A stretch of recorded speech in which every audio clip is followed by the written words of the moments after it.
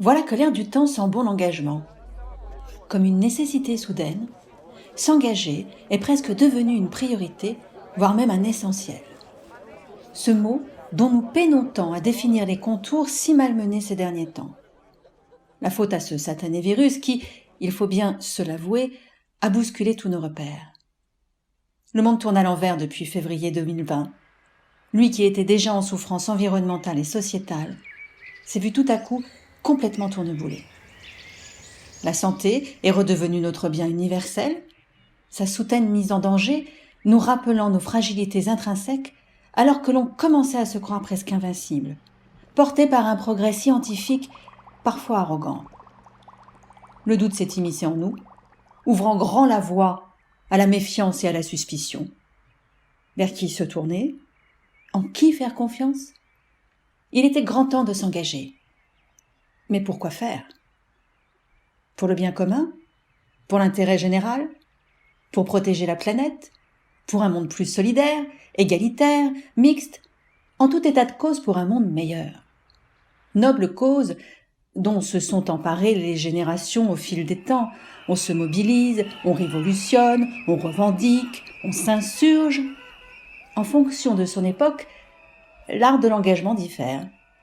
Aujourd'hui, les collectifs se multiplient, les pétitions sont signées à foison, et certains créent même leur parti politique autour de l'injonction d'engagement.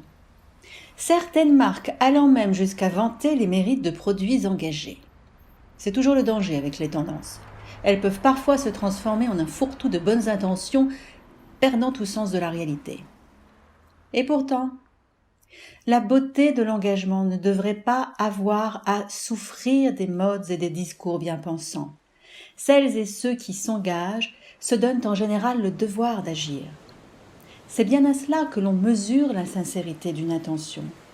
Et puisque de sincérité il s'agit, force est de constater que la défiance envers la classe dirigeante et envers les politiques pousse la société civile à se tourner vers d'autres horizons. D'aucuns sont convaincus que l'écosystème entrepreneurial a le pouvoir d'agir. Et l'on peut se réjouir que de ce point de vue, le poids des grandes entreprises, allié à l'énergie des jeunes pousses et autres PME et TPE, offre des possibles à venir. Même si parfois la transformation sociétale ne se fait pas sans embûches. Une pensée pour Emmanuel Faber qui, malgré son engagement charismatique, a été évincé de la présidence de Danone. Première entreprise à mission du CAC 40, soit dit en passant. Évincé donc par une frange d'actionnaires incapables de s'extraire d'un système où le profit est roi. Comme si s'engager pour une société meilleure empêchait toute forme de rentabilité. Cela en dit long sur le chemin qu'il reste encore à parcourir. Mais la transformation est en route. Et à en croire les personnalités interviewées dans ce numéro et les initiatives portées en région, je vous invite sur ce point à découvrir notre supplément dédié à cette édition, eh bien c'est tout un pays qui est en train de passer à l'action, toutes générations confondues, sur tous les territoires. De quoi nous inspirer ? De quoi nous engager ? De quoi agir ? Et peut-être de quoi retrouver enfin nos essentiels. Ça valait bien un numéro double.